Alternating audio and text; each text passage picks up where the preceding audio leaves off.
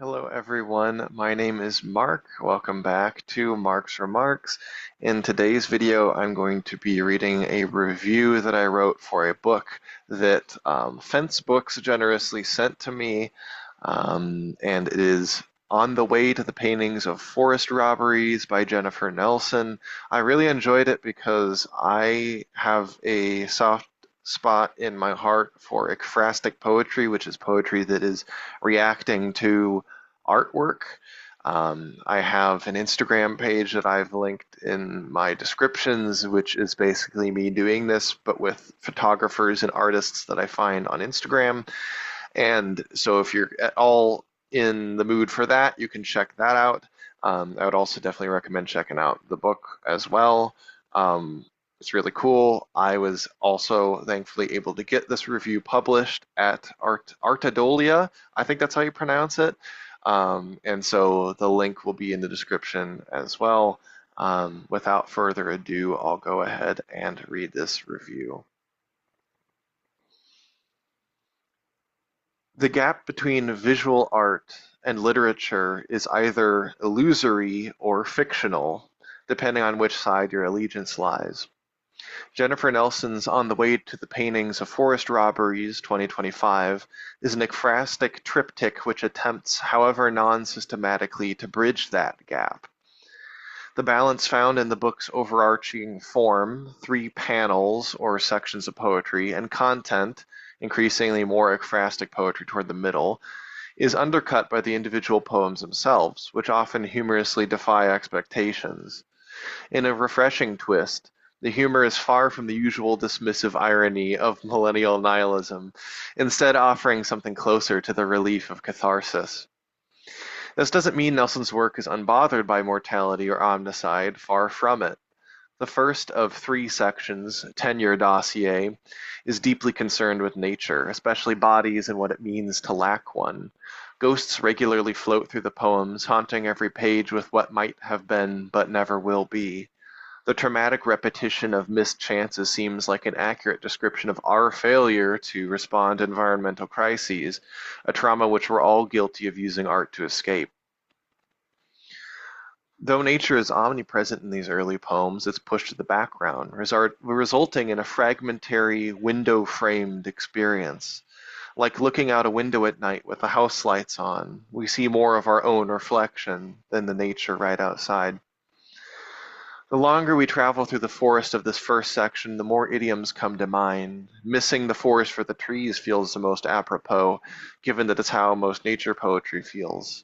Poets tend to use nature as a convenient raw material for either divinization or for trivialization. Nelson's poetry does neither, instead resting amidst the tension we feel toward nature.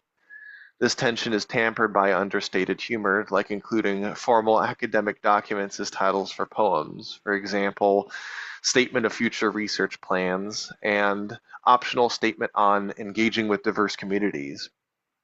Despite these titles, the poems are much more poetic and ultimately of much more import than the bureaucratic minutiae that they are named after.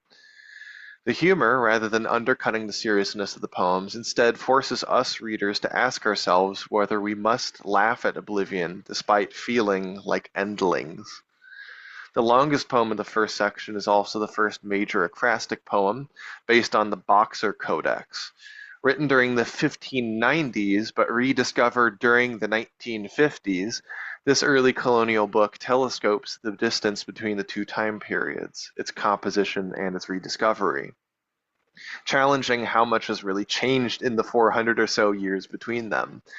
The rediscovery of the text also parallels the rediscovery of the New World, lands which certainly felt old to the original inhabitants.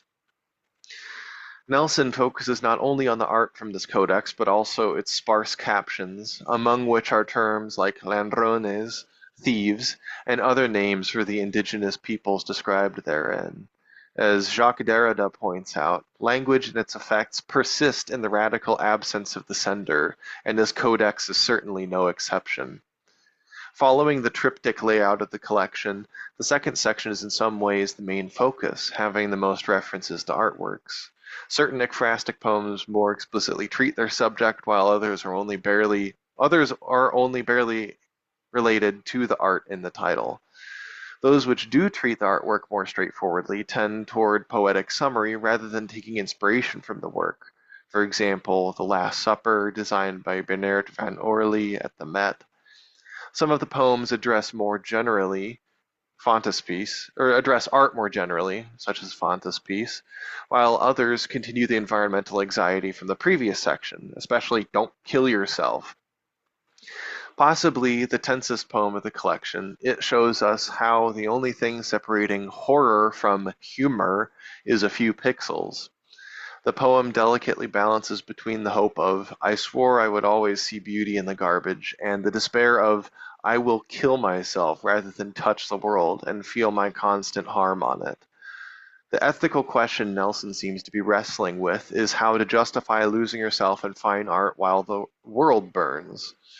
One possible justification is that both poetry and art history require a keen eye for details, and it's only by close observation that one can see what needs to be seen, not just what is obvious. It was precisely in those quietest and most minute moments when Nelson's poetry felt strongest. For example, the lines, quote, "Hard to see whether the break in the clouds is just expensive paper," 63, bring into consciousness the sorts of questions non-experts would never even think to think. Though Nelson clearly enjoys early modern art, her enjoyment isn't really straightforward and approving, especially when it comes to its religious aspect. The text which follows the above quote lays out some sense of the tension she must feel. Quote, "How many people on the shore want to be misled, want a strong voice to take strong teeth and wrap a wet mouth over them? Not Christ. It's mainly the painter who believes in the power of transmission. But without exception in time, iconography turns into grief, recognition into desire to decipher." Earlier in the second section, she writes, quote, "Scholars misinterpret images for a living, call them worlds, a synecdoche based on faith in the moment of creation." These poems repeatedly link faith and artistic creation. Both must simultaneously coexist for the splotches and shadows to magically transform into what we call art. Or, put another way, anticipation precedes recognition. The final section, Primordial Tide Pool, is the most explicitly humorous, as one might guess from the title. The second poem in particular, Self-Portrait in a Primordial Tide Pool, comes across as surrealistic and even at times uses meme language, quote, "I'm a ship of Theseus, Stan," which, appropriately enough, is on page 69. This threatens to undermine the otherwise delicate balance between humor and horror that the rest of the collection is carefully curated. But ultimately its tone returns to the tone of the first section, once again concerned with ghosts, empire, and technology. In fact, the ghosts seem to summarize the many anxieties of the rest of the book, including the danger of attempts at universal truth, the power of institutions, and the long-lasting ramifications of colonization. The titular poem pushes back against this anxiety, however, using the lesson learned from art about belief, broadly understood. Quote, "Believing we can listen can be the closest thing to listening and change life." In the second, most ekphrastic section, Nelson subverts the notion of belief in the traditional sense, aiming a broadside simultaneously at the audience and at the painting of Christ she's responding to. Quote, "Since if you channel God, no one will be happy, since you aren't God, but a person, and persons require freight." Instead of an orthodox or even heterodox understanding of the concept, her appeal to belief acknowledges the gap which must be bridged between the self and the other, between the art and the viewer, and even between the art and the artist. These gaps, rather than being the problem, might just be the solution, if we would simply let them.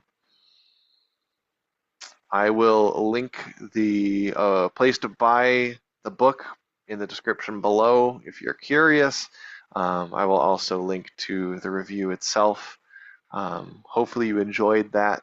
Thanks for watching. Please do not like or subscribe. I'll see you guys in the next video. Thanks.